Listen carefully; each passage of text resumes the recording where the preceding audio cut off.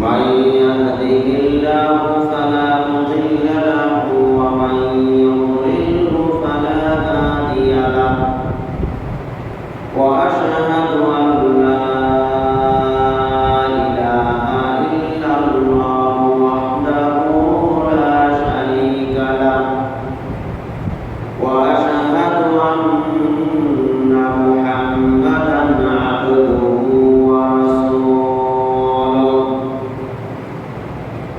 أما بعد فإن خير الحديث كتاب الله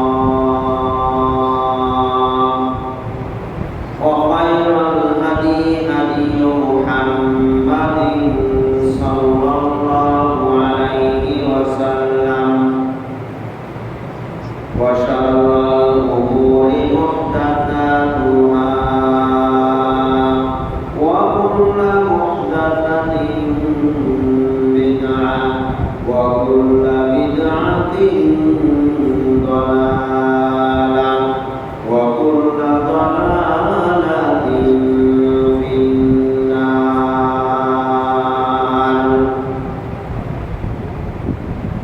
أعوذ بالله من الشيطان الرجيم. يا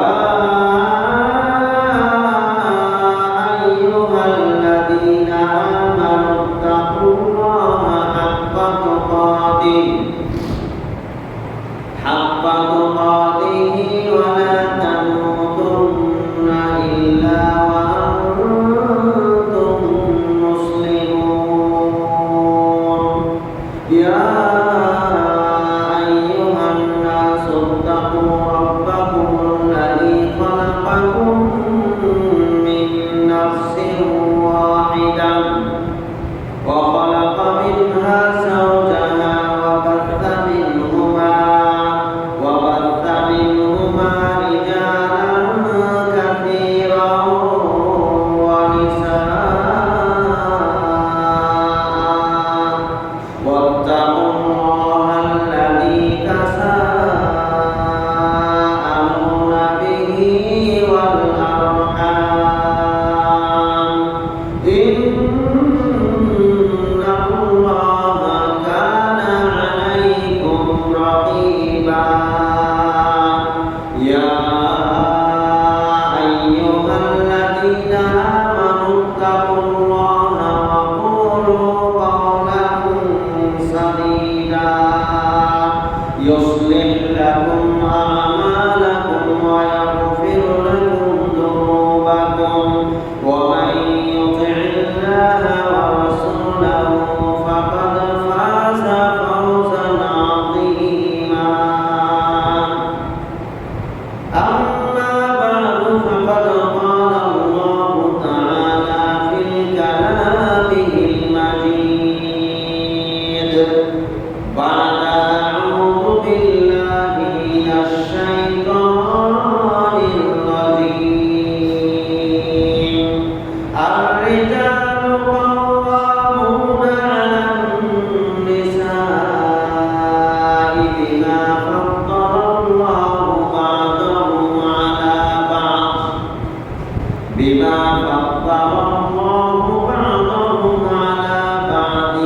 وبما أنفقوا من أموالهم. فالصالحات قانتات حافظات للغيب بما حفظ الله إلى آخر الآية. وعن أبي هريرة رضي الله تعالى عنه قال قال رسول الله صلى الله عليه وسلم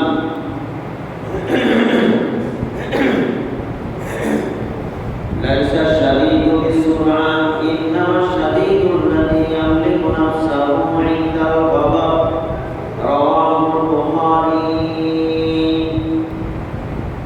প্রশংসা আল্লাহ সুবহানাহু ওয়া তাআলার জন্য যার অশেষ মেহেরবানিতে সালাতুল জুমা আদায় করার জন্য যত সময়ে মসজিদে উপস্থিত হতে পেরেছি যে আল্লাহ সুবহানাহু ওয়া তাআলা আমাদেরকে তৌফিক করেছেন তার শুকরিয়া জ্ঞাপনার্থে বলছি আলহামদুলিল্লাহ।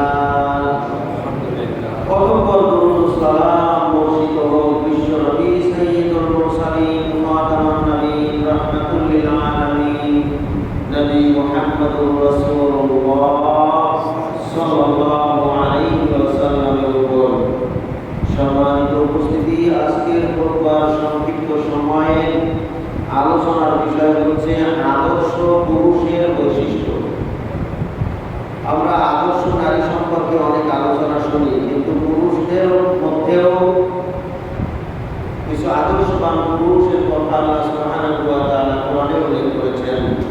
রাসূল সাল্লাল্লাহু আলাইহি ওয়াসাল্লাম হাদিসে উল্লেখ করেছেন যাদের সম্মান, যাদের মর্যাদা আল্লাহ তাআলার কাছে অনেক বেশি। যে আদর্শবান পুরুষ হওয়ার জন্য প্রত্যেক মুসলিমদেরকে আমাদেরকে চেষ্টা করতে হবে আমরা যেন আদর্শ পুরুষ হতে পারি। আদর্শ পুরুষের যে বৈশিষ্ট্যগুলি রয়েছে এগুলি যেন আমরা সকলে প্রত্যেকটি বৈশিষ্ট্য, প্রত্যেকটি গুণ অর্জন করে সত্যিকার আদর্শবান মানুষ, আদর্শবান পুরুষ হতে পারি। এই প্রচেষ্টা আমাদের প্রত্যেক মুসলিমের জন্য থাকা অবশ্যই থাকা দরকার। সম্মানিত উপস্থিতি, আদর্শ বৈশিষ্ট্যের উপরে কয়েকটা পয়েন্ট ভিত্তিক আলোচনা করার পূর্বে দুইটি ঘটনা, হাদিসের ঘটনা আপনাদের সামনে উল্লেখ করব যে আদর্শ পুরুষ কেমন হতে পারে। সাহাবা সাআদ আস-সাঈদী রাদিয়াল্লাহু তাআলা আনহু থেকে বর্ণিত, তিনি বলেন একদা রাসূল সাল্লাল্লাহু আলাইহি ওয়াসাল্লামের পাশ দিয়ে একজন ব্যক্তি যাচ্ছিলেন। এমন অবস্থায় আল্লাহ রাসূল সাহাবীদেরকে জিজ্ঞেস করলেন যে এই যে লোকটি যাচ্ছে এই লোকের সম্পর্কে তোমরা কিছু মতামত ব্যক্ত করো যে এই লোকটা আসলে কেমন, তার পরিচয় কেমন। সাহাবীরা বললেন এই লোকটা একজন সম্মানী ব্যক্তি, সম্ভ্রান্ত লোক, একজন মানুষের কাছে গ্রহণযোগ্য লোক। এই লোকটা যদি এখন বিয়ে করার জন্য মানুষের কাছে ভালো জায়গায় কোনো বিয়ের প্রস্তাব করে তাহলে কেউ তাকে ফেরাবে না, তার সাথে বিয়ে দেবে। এই লোকটা যদি কোনো সুপারিশ করে, কারো পক্ষে কোনো সুপারিশ করে তাহলে তার সুপারিশ কবুল করা হবে। এই লোকটা যদি কোনো কিছুর পক্ষে সাক্ষ্য দেয় তাহলে তার সাক্ষ্য গ্রহণ করা হবে। এক কথায় এই লোকটা হচ্ছে একটা গ্রহণযোগ্য লোক, মানুষের কাছে গ্রহণযোগ্য লোক। তার অর্থ সম্পদ আছে, তার একটা পরিচয় আছে, এরকম একজন ব্যক্তি। আল্লাহ রাসূল একটু চুপ থাকলেন। কিছুক্ষণ পরে আরেক ব্যক্তি ওই পাশ দিয়ে যাচ্ছিলেন। যাওয়ার পরে ওই লোককে দেখে, ওই লোক চলে যাচ্ছিল, ওই লোককে দেখে সাহাবীদেরকে আল্লাহ রাসূল জিজ্ঞেস করলেন যে এই লোক সম্পর্কে তোমাদের মতামত ব্যক্ত করো, এই লোকটা কেমন। তখন সাহাবীরা বললেন যে এই লোকটা অত্যন্ত দরিদ্র একটা লোক, খুবই গরিব একটা লোক, যার সমাজে তেমন একটা গ্রহণযোগ্যতা নাই, সম্মান মর্যাদা নাই, মানুষের কাছে মূল্যায়ন নাই। সে যদি কোনো বিষয়ে সাক্ষী দেয় তাহলে সাক্ষী গ্রহণযোগ্য হবে না, গ্রহণ করবে না মানুষ।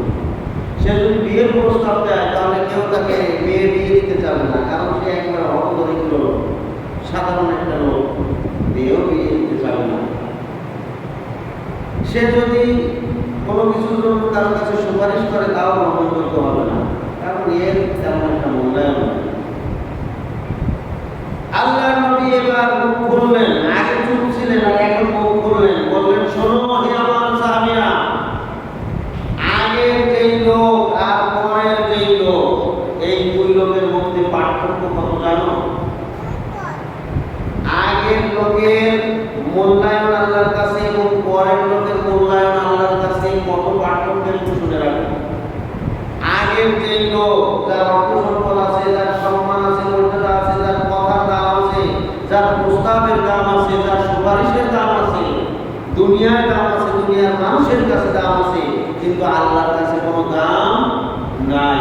কারণ ইন্না আকরাম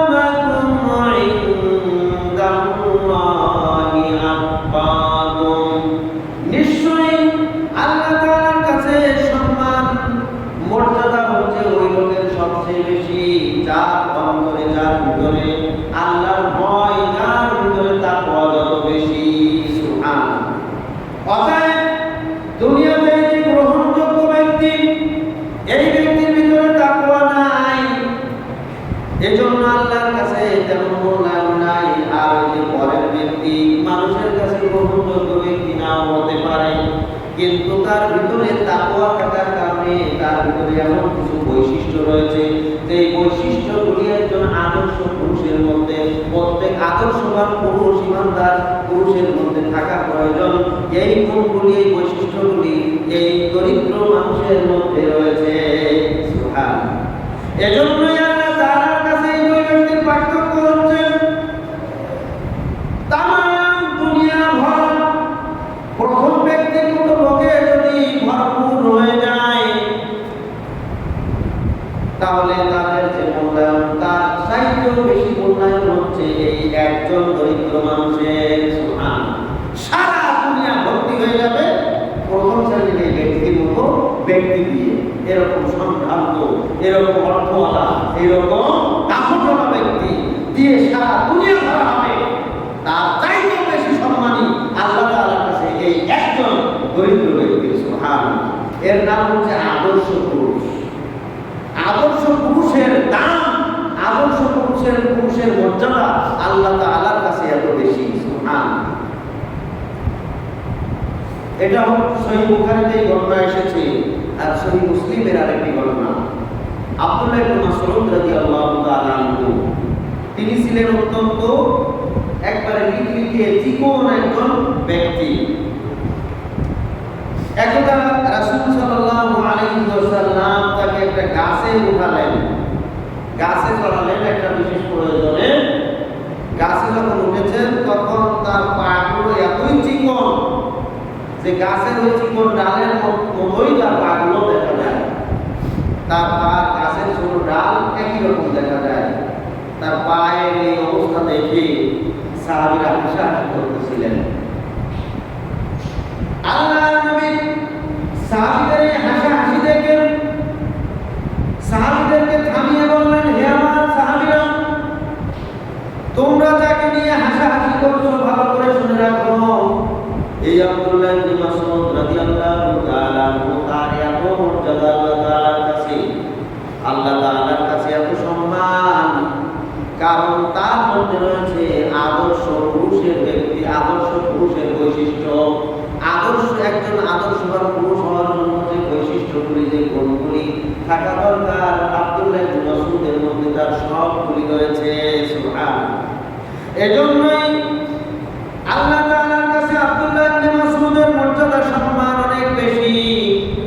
তোমরা ভালো করে শুনে রাখো, তার এই যে ছোট ছোট জীবন পা দেখে তোমরা হাসাহাসি করছো, আর মিজানের পাল্লায়, কিয়ামতের মাঠে মিজানের পাল্লায় যদি ওই পা দুইখানা চাপিয়ে দেওয়া হয়, এক পাশে আর এক পাশে যদি উহুদ পাহাড় চাপিয়ে দেওয়া হয়, তাহলে আব্দুল্লাহ ইবনে মাসউদের এই পায়ের ওজন বেশি হয়ে যাবে, ভারী হয়ে যাবে, সুবহানাল্লাহ। তার পায়ের ওজনটা এত বেশি, সে যে পা দেখে তোমরা হাসাহাসি করো, কারণ সে হচ্ছে একজন আদর্শবান বৈশিষ্ট্যের অধিকারী পুরুষ, সুবহানাল্লাহ। অতএব পুরুষ হতে গেলে আদর্শবান পুরুষ হতে হবে।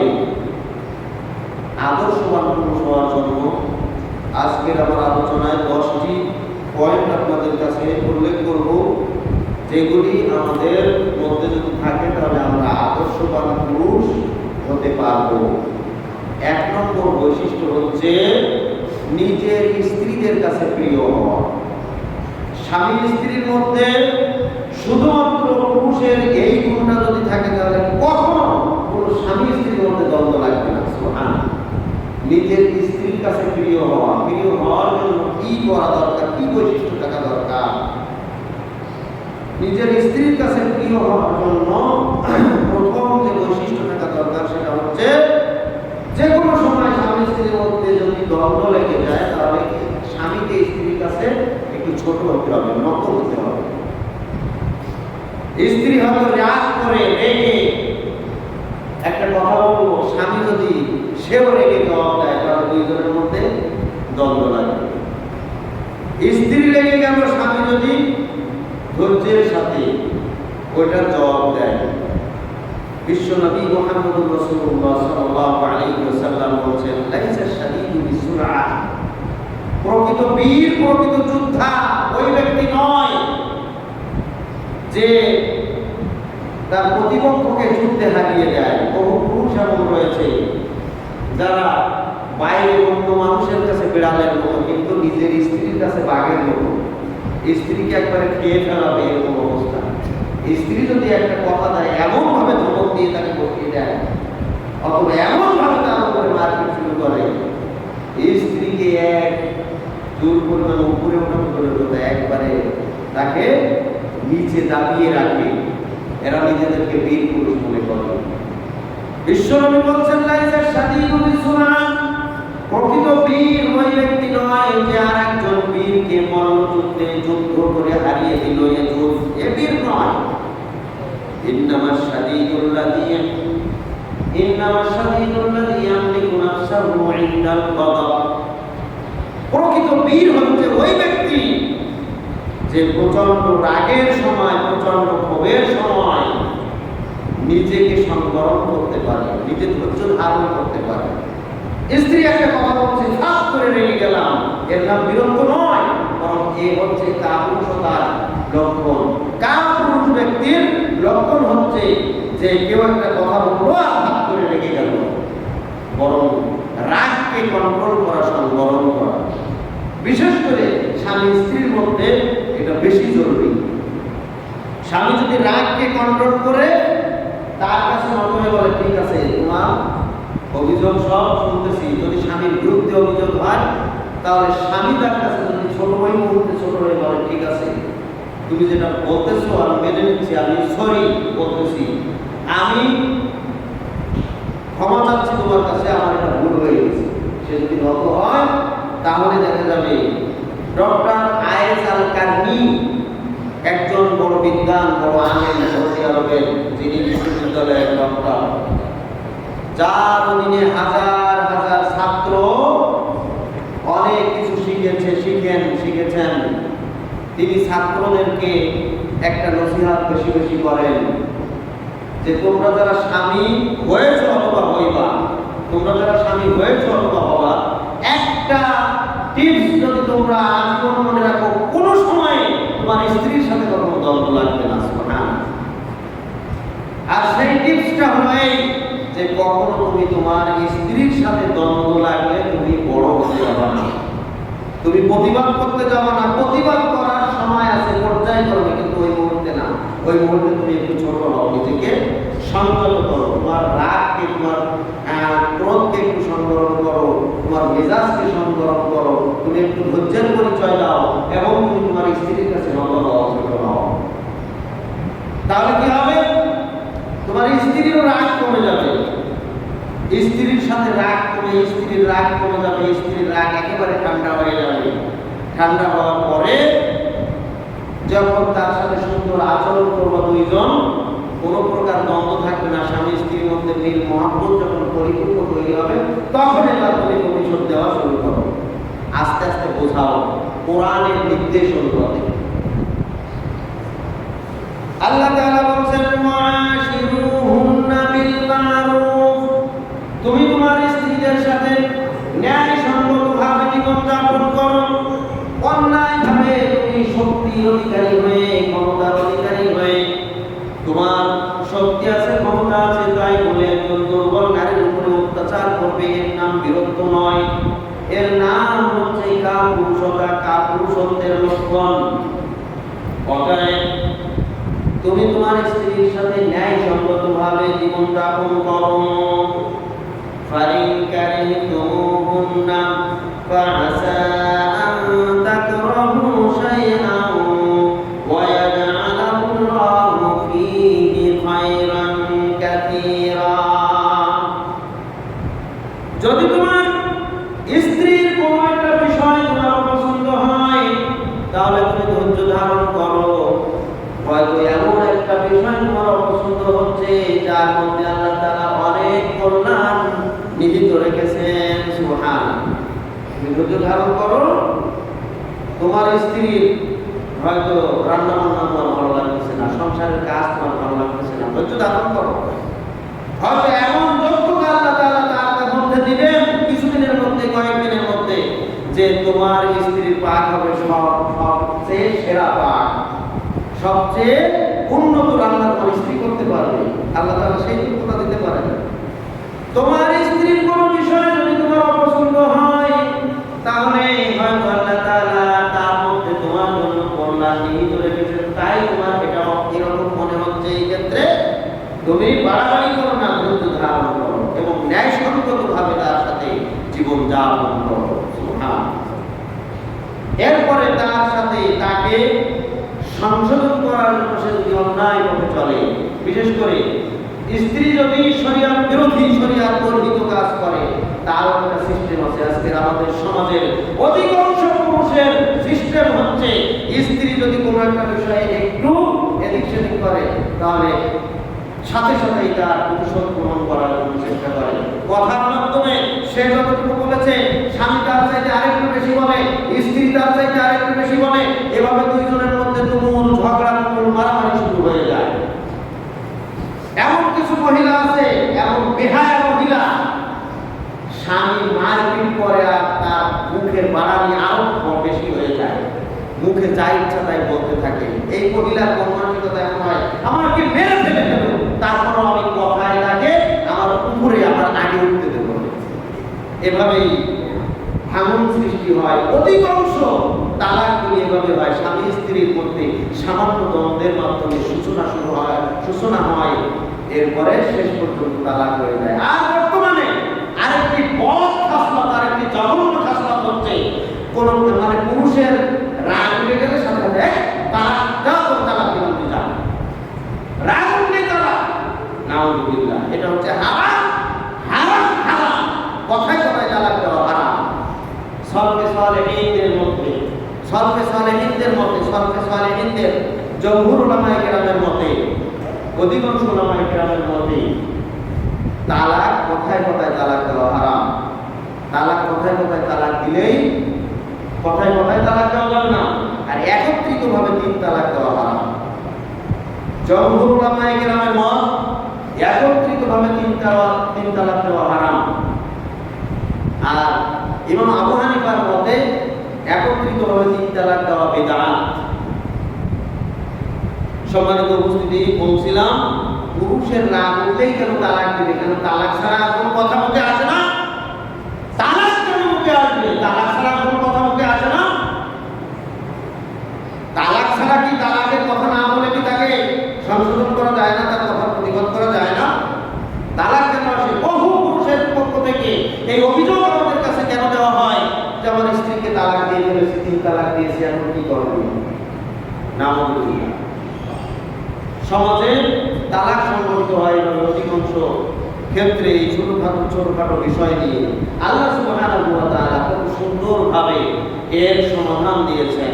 আল্লাহ তাআলা বলেছেন, ওয়াল্লাতী তাখাফুনা নুশুজাহুন্না, যদি তোমার স্ত্রীর কোনো বিষয়ে এরকম আশঙ্কা করো তার মাধ্যমে তোমার খারাপ কিছু হচ্ছে, অর্থাৎ সে শরীয়ত মানে না, তুমি তাকে কন্ট্রোল করার চেষ্টা করছো, তুমি তাকে বলছো তুমি ঘরে থাকো, সে তার দুলাভাইয়ের সাথে মার্কেটে চলে গেছে, তুমি তাকে বলছো তুমি সালাত আদায় করো, কিসের সালাত আর কিসের কিতে, সে তার ইচ্ছা মতো করে।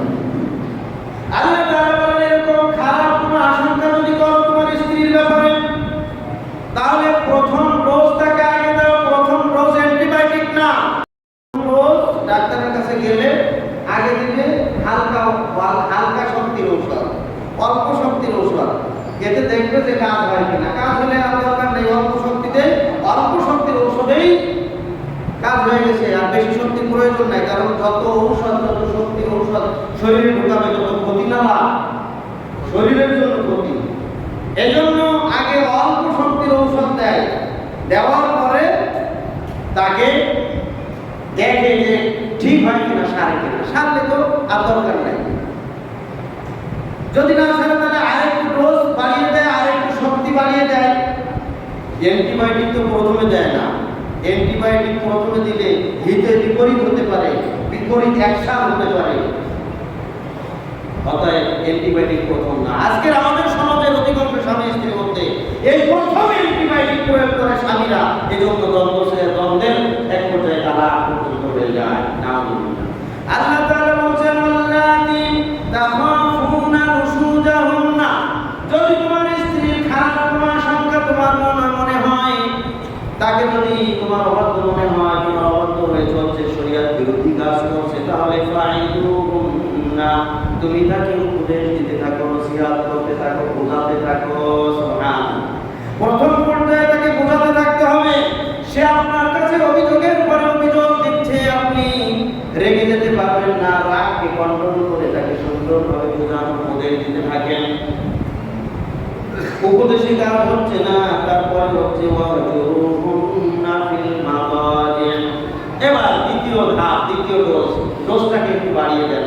দ্বিতীয় ডোজ হচ্ছে এবার আপনার থেকে তার বিছানাকে আলাদা করে দেন। এক বিছানায় ঘুমাইতে পারবেন না, এক বিছানায় ঘুমানো থেকে তাকে আলাদা করে দেন। যতক্ষণ সে সংশোধন না হবে আপনার সাথে সে ঘুমাতে পারবে না। স্ত্রীর এই ডোজেই আশা করা যায় সে ফিরে আসবে। স্বামীর সাথে ঘুমাতে পারবে না স্ত্রী, অপরাধ সে নামাজ পড়ে না। স্বামীর সাথে স্ত্রী ঘুমাতে পারবে না, অপরাধ সে বেপরদায় থাকে। স্বামীর সাথে স্ত্রী ঘুমাতে পারবে না, অপরাধ সে হারাম কাজ করে। স্বামী তাকে বোঝাচ্ছে, সে ফিরে না। এজন্য স্বামী দ্বিতীয় ডোজ দিয়েছে, একটু শক্তির ডোজ, তার বিছানা থেকে সে আলাদা থাকবে। দ্বিতীয় ডোজ দেওয়ার পরও কাজ হলো না, সে তার আচরণে ঠিকই রয়েছে। এবার তৃতীয় ডোজ দিবে। আল্লাহ তাআলা বলছেন, ওয়াদরিবুহুন্না, এবার তাকে মারপিট করতে পারো। মারপিট প্রথমেই মারপিট যারা করে এরা আসলে বীর পুরুষ নয়, এরা হচ্ছে কাপুরুষ। মারপিটের স্তর হচ্ছে দ্বিতীয় ধাপ। মারপিট করেও কাজ হলো না, এবার মারপিট করার পরে কাজ হয়ে গেল। আল্লাহ তাআলা বলছেন, মারপিট করার পরে যদি কাজ হয়ে যায় তাহলে আর পরের ধাপ আর তালাশ করো না। ফাইন আতানাকুম, যদি তারা তোমার আনুগত্য স্বীকার করে নেয়, তোমার কথা মেনে নেয়, ফালা তাবগু আলাইহিন্না সাবিলা, তাহলে এর পরের না তার অনুসন্ধান করো না, আর পরবর্তী কোনো পদক্ষেপ নিও না। ইন্নাল্লাহা কানা আলিয়ান কাবীরা, নিশ্চয়ই আল্লাহ তাআলা হচ্ছেন সুউচ্চ মহান। তিনি এমন মহান আল্লাহ, তিনি খুব ভালো করেই জানেন যে কোন রোজ কোন পর্যায়ে দিলে তোমার স্ত্রী সুন্দর হয়ে যাবে। তাই আর পরবর্তীতে তুমি তাকে সংশোধনের চেষ্টা করো না, এখানেই থামতে যাও। এর পরবর্তী আয়াতে আবার রয়েছে, এর পরেও যদি কাজ না হয় তাহলে এবার উভয় পক্ষ থেকে সালিশ করার জন্য লোক এক জায়গায় করো, লোক যাকে তার পক্ষ থেকেও তার পরিবার থেকে একজন নিয়ে আসো, তোমার পরিবার থেকে একজন নিয়ে এসে সালিশ নিযুক্ত করো, সমাধান করার জন্য ফিরে তাকে ভয় দেখাও, তাকে তালাক দেওয়া হবে। এর পরেও কাজ না হলে সমাধান যাতে হয় সেভাবে করো। কারণ এই স্ত্রী নিয়ে তুমি তো, এই স্ত্রীকে নিয়ে তুমি যদি বসবাস করো তাহলে তুমিও জাহান্নামী হবে, সেও ধ্বংস হবে, তুমিও ধ্বংস হবা। এর সমাধান হচ্ছে তার সাথে বিচ্ছেদ হয়। এটা চতুর্থ সর্বশেষ ধাপ। সম্মানিত উপস্থিতি, এই সর্বশেষ ধাপ অধিকাংশ পুরুষের ক্ষেত্রে প্রথম অ্যান্টিবায়োটিক দিয়ে দেয়, যা তোকে তালাক দিলাম। তাহলে কি স্বামী স্ত্রী দ্বন্দ্ব কখনো শেষ হবে না ভেঙে যাবে? তাহলে আদর্শ পুরুষের প্রথম বৈশিষ্ট্য হচ্ছে স্ত্রীর কাছে প্রথম পর্যায়ে নত হওয়া, তারপরে সময় বুঝে সুযোগ মতো স্ত্রী ঠান্ডা হয়ে গেলে স্ত্রীর সাথে ভালো ব্যবহার দিয়ে তাকে পর্যায়ক্রমে সংশোধন করা। এটা হচ্ছে আদর্শ পুরুষের প্রথম বৈশিষ্ট্য। দ্বিতীয় বৈশিষ্ট্য হচ্ছে পুরুষের আচরণ, পুরুষের কথাবার্তা, পুরুষের কাজকর্ম, পুরুষের পোশাক পরিচ্ছদ, এগুলো সবই পুরুষের মতো হতে হবে। এটা যেন মহিলাদের মতো না হয়, আবার বিজাতীয়দের মতো না হয়, অপসংস্কৃতি গ্রহণের মাধ্যমে না হয়। পুরুষের জন্য আল্লাহ তাআলা নির্ধারণ করেছেন যা, পুরুষের কথা যেমন হওয়া দরকার তেমন হতে হবে, পুরুষের কলম যেমন হওয়া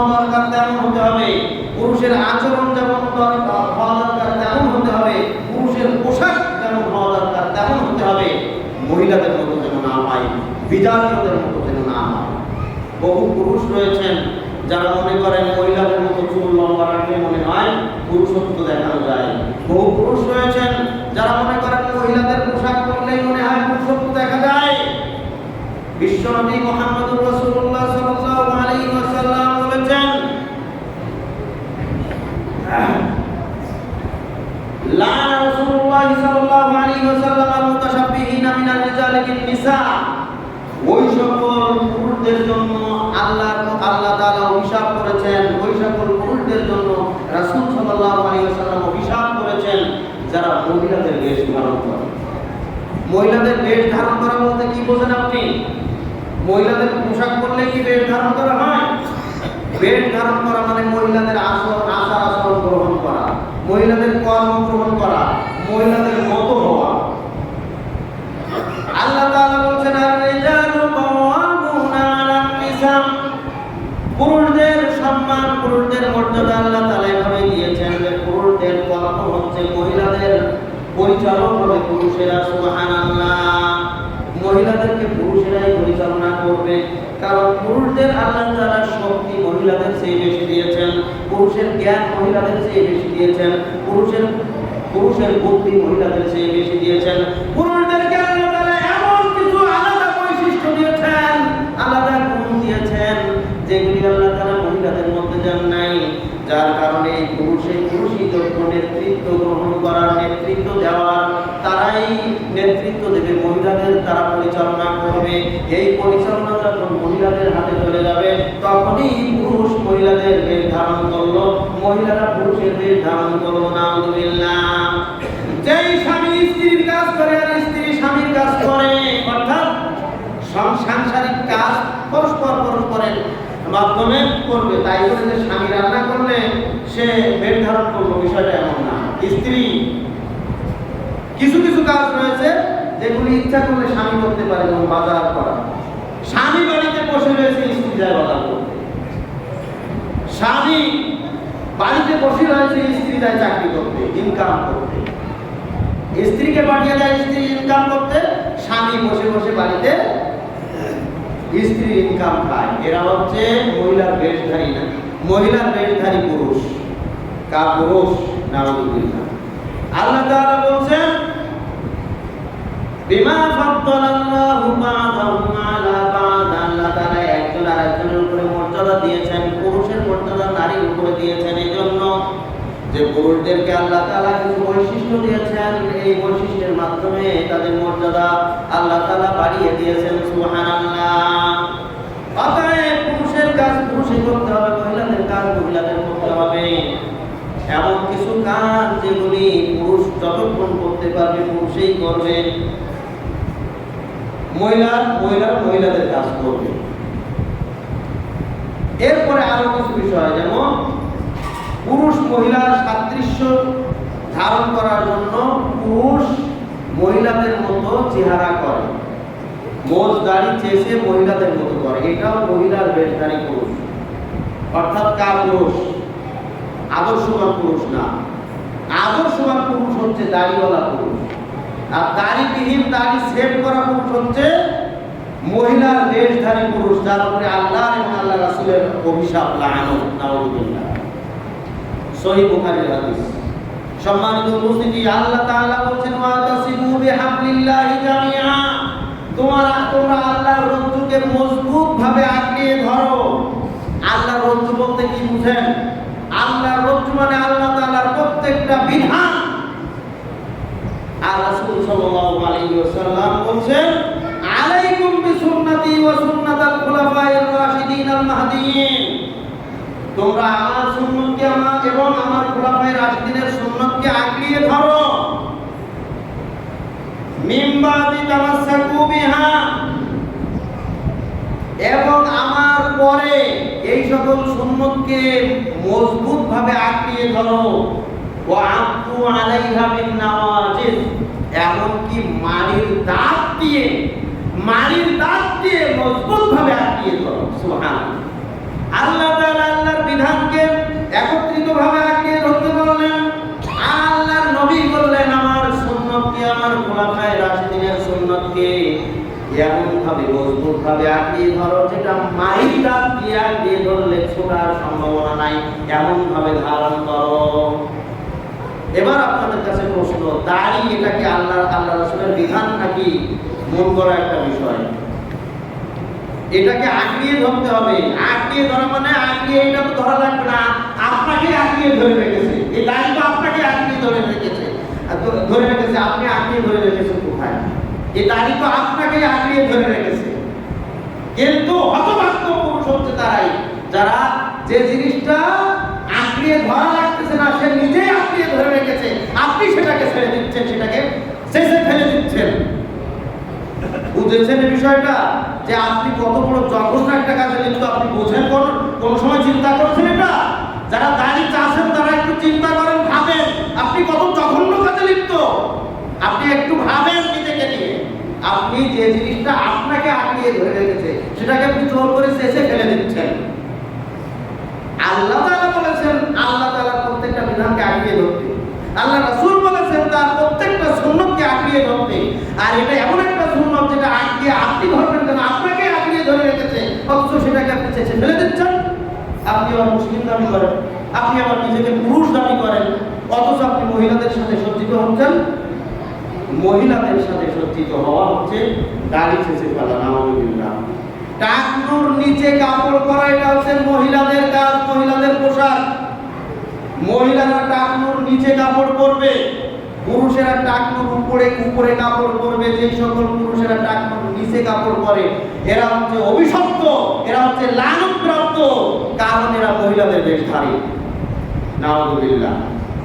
শুধু তাই নয়, আল্লাহ রাসূল বলেছেন মা আসফালা মিনাল কাবাইনি মিনান নার সালাতান, যে তার কাপড় টাকনুর নিচে পড়বে সে জাহান্নামে যাবে, তার ওই অংশটা জাহান্নামে যাবে। তিনবার বলেছেন মা আসফালা মিনাল কাবাইন ফাফিন নার, যে তার কাপড়কে টাকনুর নিচে পড়বে সে জাহান্নামে যাবে। তিনবার বলেছেন।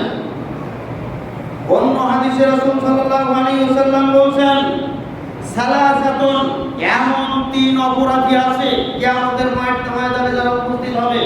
সালাসাতুন, এমন তিন অপরাধী আছে যারা কিয়ামতের মাঠে উপস্থিত হবে। লা তুকাল্লিমুহুমুল্লাহু ইয়াওমাল কিয়ামা, কিয়ামতের দিন আল্লাহ তাআলা তাদের সাথে কথা বলবেন না। নাউযুবিল্লাহ। লা ইউকাল্লিমুহুমুল্লাহ, আল্লাহ তাআলা তাদের সাথে কথা বলবেন না। ওয়ালা ইয়ানজুরু ইলাইহিম, তাদের দিকে ফিরেও তাকাবেন না। ওয়ালা ইউযাক্কিহিম, তাদেরকে পবিত্র করবেন না। ওয়ালা হুম আযাবুন আলীম, তাদের জন্য থাকবে যন্ত্রণাদায়ক শাস্তি। চারটি শাস্তির কথা বলেছেন। লা ইউকাল্লিমুহুল্লাহু ইয়াওমাল কিয়ামা, এক নম্বর আল্লাহ তাআলা তাদের দিকে ফিরেও তাকাবেন না, তাদের সাথে কথা বলবেন না। ওয়ালা ইয়ানজুরু ইলাইহিম, তাদের দিকে ফিরেও তাকাবেন না। ওয়ালা ইউযাক্কিহিম, তাদেরকে পবিত্র করবেন না। ওয়ালা হুম আযাবুন আলীম, তাদের জন্য যন্ত্রণাদায়ক শাস্তি থাকবে। এই শ্রেণীর মানুষ হচ্ছে তিন শ্রেণীর মানুষের প্রথম শ্রেণী হচ্ছে যারা টাকনুর নিচে কাপড় পরে। নাউযুবিল্লাহ। এটা এত জঘন্য অপরাধ। নাউযুবিল্লাহ। সবচেয়ে বড় কথা হচ্ছে আজকের এই হাদিসটা বলার উদ্দেশ্য হচ্ছে এই টাকনুর নিচে কাপড় পরবে মহিলারা, পুরুষেরা না।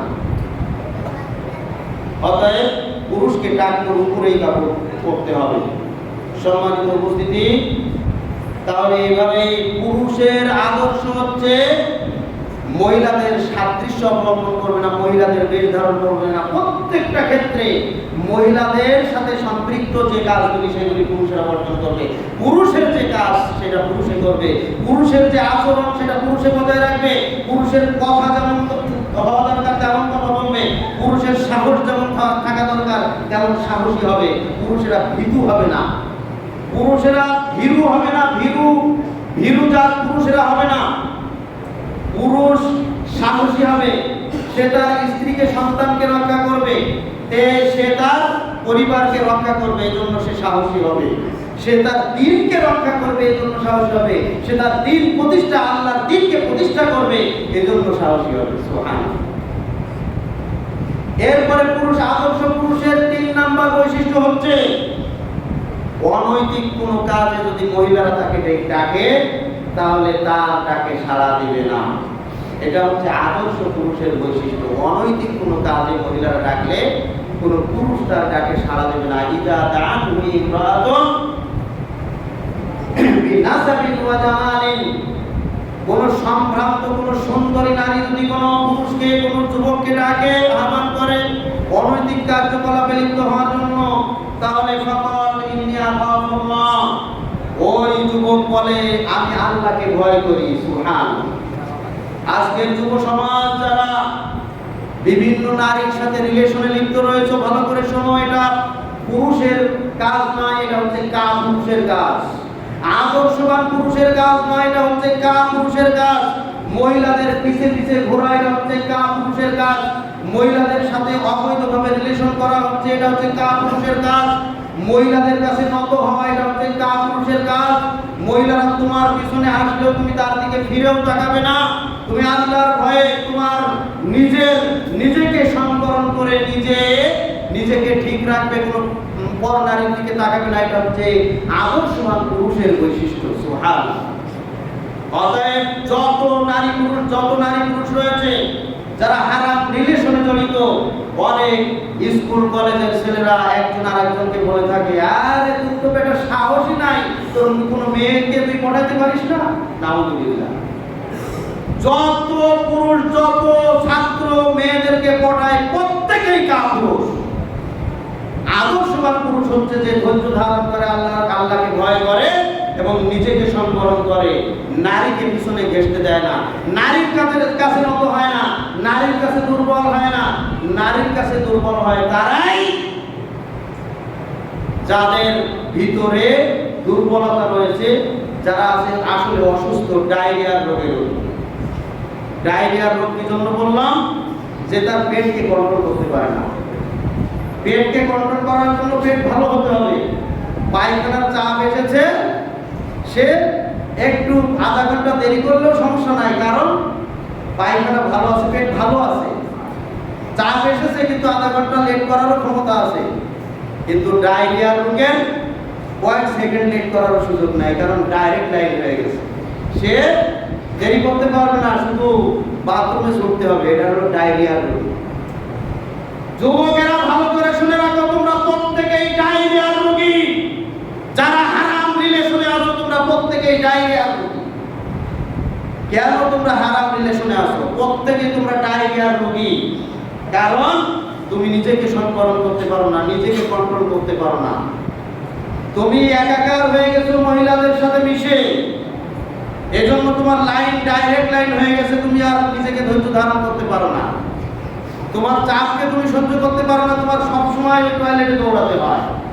নাউযুবিল্লাহ। একজন আদর্শবান পুরুষের বৈশিষ্ট্য হচ্ছে সে নারীর কাছে এই হারাম রিলেশনে জড়াবে না, যত সুযোগ তার সামনে আসুক না কেন। 4 নাম্বার হচ্ছে আল্লাহর জন্য কোন মুমিনকে ভালোবাসা। 7 শ্রেণীর মানুষ আরশে ছায়া পাবে, তার মধ্যে এক শ্রেণী বললাম ওই সকল যুবক যারা নারীদের এই অনৈতিক কার্যকলাপকে একবারে দূরে ছুঁড়ে নিক্ষেপ করে ফেলে দেয়, তার ডাকে সাড়া দেয় না। আরেকটি বৈশিষ্ট্য হচ্ছে তাহাব্বা ফিল্লাহ, পরস্পরকে ভালোবাসে, একজন আরেকজনকে মহব্বত করে ভালোবাসে। সুবহানাল্লাহ। আল্লাহর জন্য ভালোবাসে, একজন আরেকজনের সাথে সম্পর্ক তৈরি করে আল্লাহর জন্য করে। আনাবি মুহাম্মদ রাদিয়াল্লাহু তাআলা আনহু قال رسول الله صلى الله عليه وسلم من أحب لله وأبغض لله وأعطى لله ومنع لله فقد استكمل الإيمان। আবু বকর রাদিয়াল্লাহু তাআলা থেকে বর্ণিত বিশ্বনবী মুহাম্মদুর রাসূলুল্লাহ সাল্লাল্লাহু আলাইহি ওয়াসাল্লাম বলেছেন, যে ব্যক্তি আল্লাহর জন্য কাউকে ভালোবাসলো, আবার আল্লাহর জন্যই কারোর সাথে শত্রুতা পোষণ করলো, আল্লাহর জন্য কাউকে দান করলো, আবার আল্লাহর সন্তুষ্টির জন্যই দানের হাত থেকে নিজেকে গুটিয়ে রাখলো, বকিলি করলো, ফাকাদ ইস্তাকমালাল ঈমান, সেই তার ঈমানকে পরিপূর্ণ করলো। সুবহানাল্লাহ। আল্লাহর জন্য আরেকজন মুসলিম ভাইকে ভালোবাসতে হবে, তার সাথে মহব্বত তৈরি হবে, তার সাথে সম্পর্ক তৈরি করতে হবে, আল্লাহ এবং আল্লাহ রাসূলের দ্বীনকে পরিপূর্ণভাবে মানার জন্য। একজন মুসলিম আর একজন মুসলিমকে ভালোবাসার সম্পর্ক তৈরি হবে, মহাব্বতের সম্পর্ক তৈরি হবে। এটা হচ্ছে আদর্শ পুরুষের বৈশিষ্ট্য। সুবহানাল্লাহ। এরপরের বৈশিষ্ট্য, সময় শেষ হয়ে গেছে। সকল ব্যস্ততার মধ্যেও পুরুষ মসজিদে যাবে। সকল যত ব্যস্ততা থাক না কেন পুরুষ মসজিদে সালাত আদায় করবে। এটা হচ্ছে আদর্শ পুরুষের বৈশিষ্ট্য। মসজিদে যারা আসে না এরা হচ্ছে মহিলা। মসজিদে আসবে না মহিলা, তবে আসতে চাইলে বাধা দেওয়া যাবে না। মসজিদে না আসা হচ্ছে মহিলাদের বৈশিষ্ট্য, আর মসজিদে আসাটা হচ্ছে পুরুষের বৈশিষ্ট্য। যে সকল পুরুষেরা সালাত আদায় করে কিন্তু মসজিদে আসে না, এরা আদর্শ পুরুষ নয়। আদর্শ পুরুষের বৈশিষ্ট্য হচ্ছে সালাত আদায় করতে হবে মসজিদে। যে সকল পুরুষেরা সালাত আদায় করে কিন্তু মসজিদে আসে না, এরা যদি আদর্শ পুরুষ না হয়, তাহলে যে সকল মানুষেরা সালাতই আদায় করে না, এরা কোন কাতারের মানুষ? এরা কোন কাতারে আছে? আপনি চিন্তা করেন, আপনার হিসাব আপনি বের করে নেন। যে সকল মানুষেরা সালাত আদায় করে কিন্তু মসজিদে আসে না, যে সকল পুরুষেরা সালাত আদায় করে কিন্তু মসজিদে আসে না, এরা আদর্শ পুরুষ এখনো হতে পারেনি। তাহলে যে সকল পুরুষেরা সালাতই আদায় করে না, এরা কোন জগতে কোন কাতারে আছে? আপনার হিসাব, আপনার বিচার আপনি করে নিয়েন, এটা আমি পরিণাম বলবো না। সম্মানিত উপস্থিতি, এর পরিণতি অত্যন্ত ভয়াবহ। আদর্শ পুরুষ তো দূরের কথা, পুরুষ থেকে বহু দূরে আছে এরা। আদর্শবান পুরুষের